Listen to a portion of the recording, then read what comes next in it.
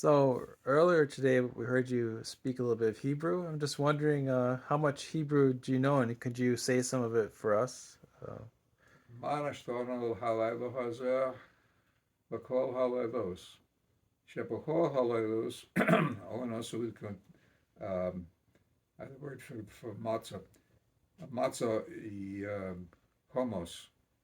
Halayla hazeh, we consume. Okay, the English translation is that this is the beginning of the Passover Seder. Hmm. Um, why is this night different from all other nights? On all other nights, we consume leavened bread and unleavened bread. Unleavened bread is matzah. And on this night, we consume only matzah. So that's the question that he's asking. And then the answer is that we are celebrating the exodus of the Jewish people from Egypt Hmm. and to the Sinai Desert and eventually to the state of Israel. I may have given you my opinion that they never were slaves in Egypt. So the whole thing is mythological. So is matzah the word for all unleavened bread? Yeah, I Oh, think that would be matzah. huh. And and then that's one question, and there's a standard answer, and then they have why are we eating bitter herbs on this night? Hmm. Because we're uh, symbolizing the bitter experience that the Jewish people had in Egypt, etc. And why do we do this and why do we do that? And that's the four questions that you ask. Do you remember how to say all of it? No, that's about it. I remember. And I'm not a member of the Jewish congregation here. Well, I guess you could still start going Yeah, there. they. So I'm inferring this from programs I've heard. Experts on Egyptian literature. There's no mention whatsoever about the Jews being slaves in Egypt, Hmm. which is hard to believe if considering what the Bible says. Bible says that they pursued them to the Red Sea. The Red Sea, uh, uh, you know, uh, Parted? yeah, but they parted, so the Jews escaped. And when they followed them in, the Red Seas Yeah. closed back on them and drowned all the Egyptians, including maybe the Pharaoh. Hmm. So you say, oh, this should dimension.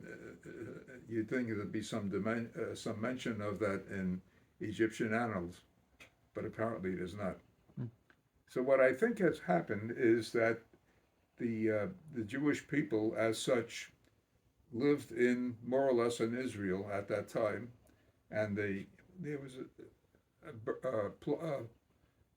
a flourishing commerce between Egypt and Israel, which became Israel at that time, and the people there absorbed this, and as a result, they built this mythological idea that they had escaped Hmm. from it. So that's my take on it. Do you think a lot of other people in the Jewish community have the same thoughts? I wouldn't know. Oh, I don't discuss this sort of thing. okay. Yeah. Are there any other Hebrew phrases that you remember? I probably do, but let's see. Like how about for the standard Sabbath prayer? Um, well, let's see. I'm just thinking about that.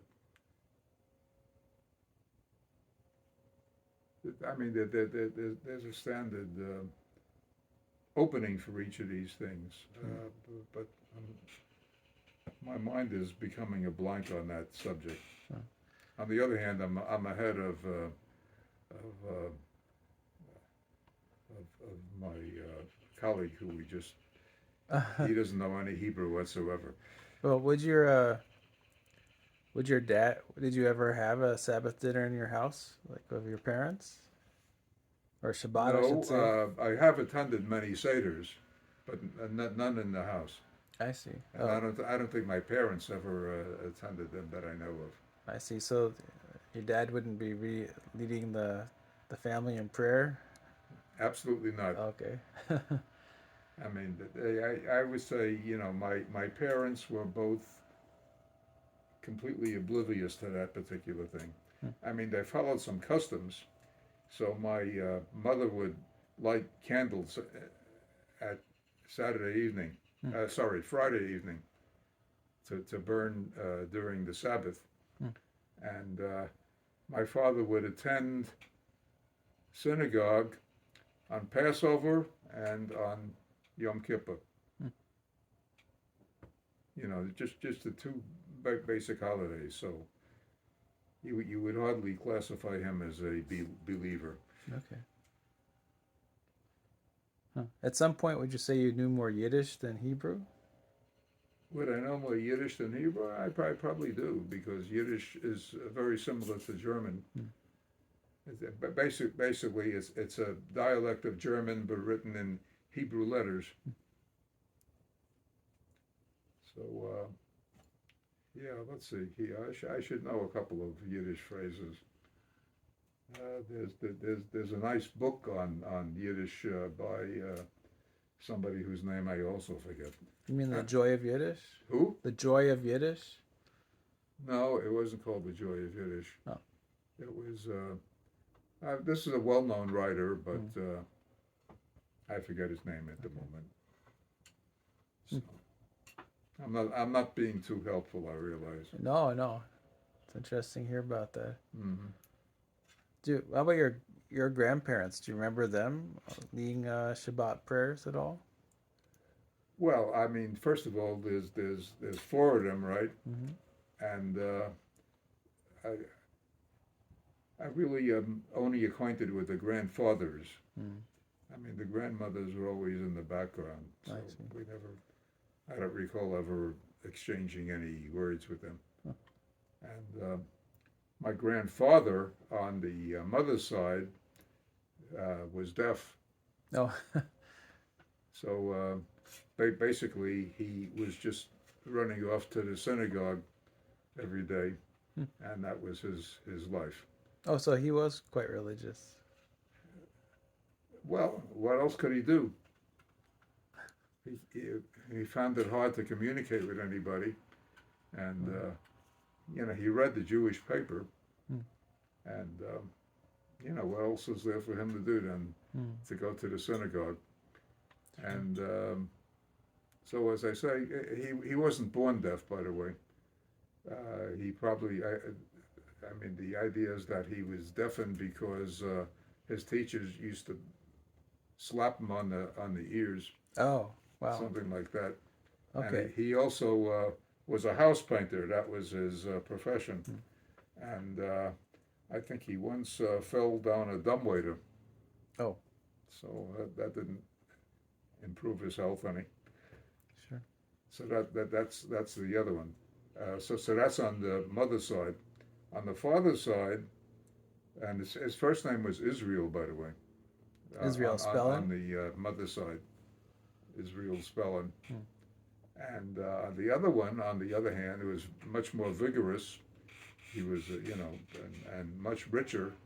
He had he got a lot of wealth in the fur business, as you know, Mm-hmm. and he owned this house that we used to live in for 1 year Right. down in the Lower East Side in the Bronx, or maybe Lower West Side. I don't know. So you know, and I used to kind of taunt him, make him angry at me. At one point, he actually threw a dart at me. Oh, yeah, yeah. I think you've talked about that before, yeah. So that was the other one. He always used to shut off the furnace when we went to sleep, winter or summer. So didn't get much above freezing when you woke up in the morning. When he threw the dart at you, did he say something in Yiddish? No, he just get angry at my antics. Okay. You know, like when I was doing this. Yeah, it's a nice picture of you. Yeah, but some people don't tolerate that too well. Right. Right. So that was it. Now we had a number of, as I say, my father was the youngest of ten children, and they once sent me a letter. Somebody sent me a letter saying, "Did you have anybody fighting in the Second World War?" And I did, but I forget. I even forget what their second name was. It was either Lamb or Lambersky. Probably Lambersky, but they shortened it to Lamb, Mm. Lamb. So I wasn't sure, so I never answered that question. Mm. But I may have told you that he was I think, a captain in Patton's army, Mm. and he had some unpleasant things to say about Patton. Yeah. I seem to recall a conversation with you about this subject.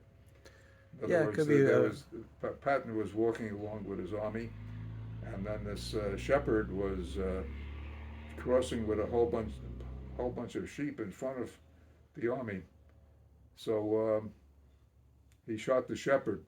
Oh, Patton did, being more important than waiting for a bunch of sheep to pass by. I think I forgot the part about him shooting the shepherd. That's pretty Yeah, bad. so he did not have a good opinion of Patton.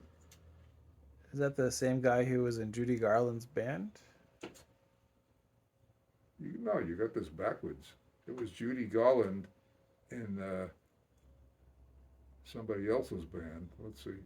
No, it was my cousin Howard Oh, okay. in Judy Garland's band. Oh, he was, and he's not a lamb. No, he's not a Lamb. He was a Hirsch, Harsh, or Harschch. Oh, actually, going back to the other one, it's kind of funny that a lamb didn't like seeing a shepherd getting shot. I guess I don't quite what you're saying. the person objecting to the shepherd getting shot was a lamb. So I see. yeah, Yeah, right. um, Yeah, well, of course, Patton, in a certain sense, God got his revenge on Patton. You know what happened to him? He got in a bad accident, and he was paralyzed from the neck down, and he didn't last too much longer after mhm. that. Yeah. So, but he was you can say he worshipped as a warrior. Mm. That was his main preoccupation in life, Mm. Patton. And well, that was about it. And incidentally, the Howard Hirsch, um, he was just practicing becoming a drummer when he was living in that. So there was a yellow pad, and he would keep up with two wooden sticks, Yeah. practicing beating on a drum. Oh, is that in the Union Street house? Yeah, the Union Street. Oh, and Is how it Union Street? I think Union Avenue is Union? actually. Okay. Yeah, right. How did Joel Faden like that? That sounds kind of annoying, also. It was a little annoying, but he was working his way up to a profession, Okay. so we can't. Hmm. And he once visited us here, Howard Hirsch, Hmm. and his reaction was, "Boy, you're so relaxed compared to the situation in New York or wherever he was living at that time. Oh. You when you see a red light, you actually slow down for it." Mhm. Stuff like that there. So that was his reaction to our lifestyle here. Hmm. I think that probably is when we lived in 3012 Story Avenue, Mhm. Story Street. Mhm.